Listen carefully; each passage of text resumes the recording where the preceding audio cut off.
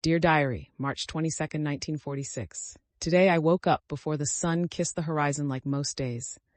The house was still quiet, save for the occasional creak of the old floorboards beneath my feet as I moved through the kitchen. I always enjoy the stillness, the calm before the world stirs. The radio, which I've set in the corner, is just beginning to crackle with news of the day, but it's mostly hushed chatter about the recovery after the war. The war, I still can't quite believe it's over. I suppose no one truly can, but life must go on. And that's just what we do, isn't it? I brewed the coffee, just the way my mother taught me. I can smell the rich aroma filling the room as the percolator bubbles softly. There's something so comforting about that sound, steady, reliable, like the promise of a new day. It reminds me of simpler times, back before the world was torn apart. The war was a shadow that stretched over everything. But now, with its end, I can almost feel the weight lift, if only a little. The children are still asleep, bless them. I tiptoe past their rooms, my heart full as I watch them lying there, so peaceful. I used to worry about what kind of world they would inherit, but this morning I feel a little lighter, a little hopeful. Perhaps, just perhaps, we will give them something better than we had. The breakfast table today is filled with the usual morning bustle. Eggs, toast, and the jam I made last week.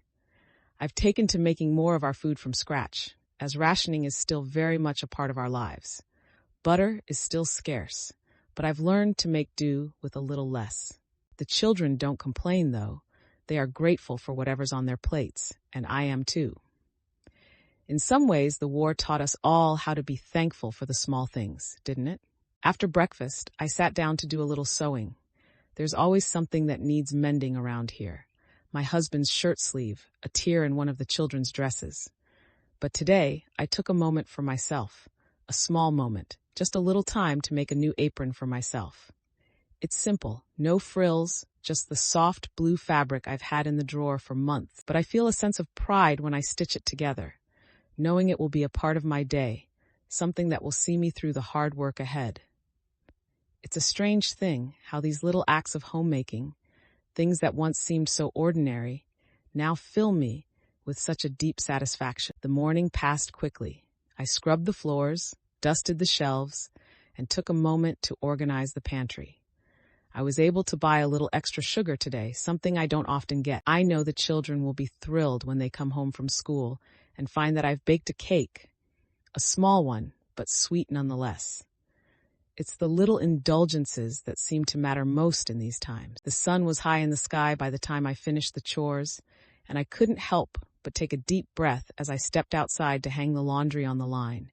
The smell of fresh air, the sound of the wind rustling through the leaves.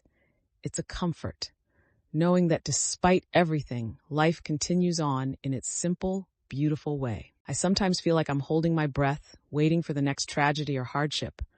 But in these moments, I remind myself to be still and appreciate the peace we have now.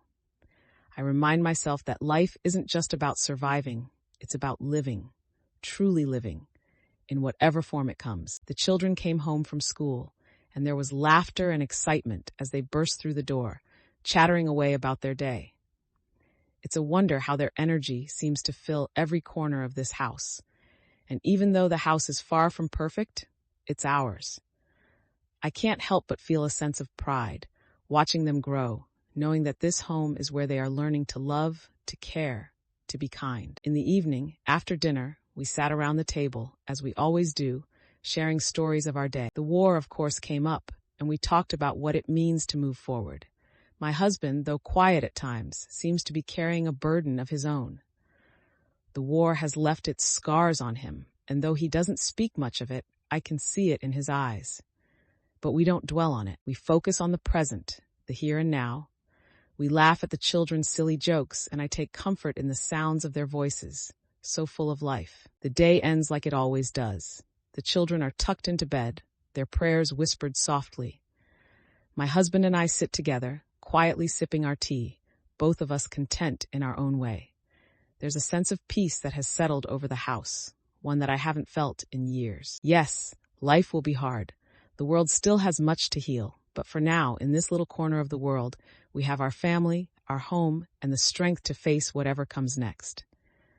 I think that's all we can ask for. Good night, diary. Until tomorrow, yours, Miriam.